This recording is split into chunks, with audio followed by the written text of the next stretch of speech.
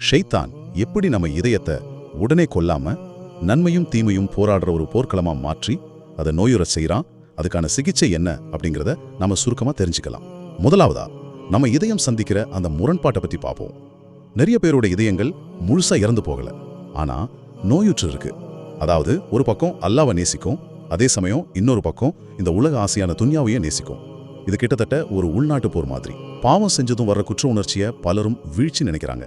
ஆனா நெருப்பு விபத்து வரும்போது அடிக்கிற எச்சரிக்கை மணி மாதிரி இந்த குற்ற உணர்ச்சி உங்க இதயம் இன்னும் உசுரோடு இருக்கிறதுக்கான அலாரம். ஏன்னா காயம் படும்போது வலியை உணர்றது நிஜமாவே ஒரு நல்ல அறிகுறிங்க. இரண்டாவதாக ஷைத்தான் கையாளுகிற மிகப்பெரிய தந்திரமான தள்ளி போடுதல் பற்றி பேசுவோம். ஆரோக்கியமான இதயம் இறைவனுக்கு உடனே கீழ்ப்படியும். ஆனா நோயுற்ற இதயம் என்ன பண்ணும் தெரியுமா?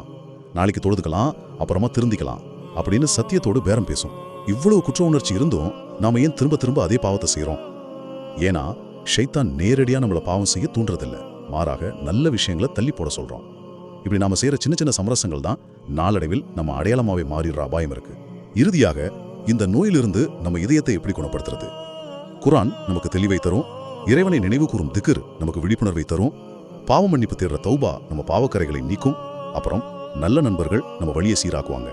பலவீனமான இதயம் வழியா மறக்கடிக்க தற்காலிகமான ஆறுதல்களை தான் தேடும், ஆனா அது உண்மையான சிகிச்சை ஆகாது.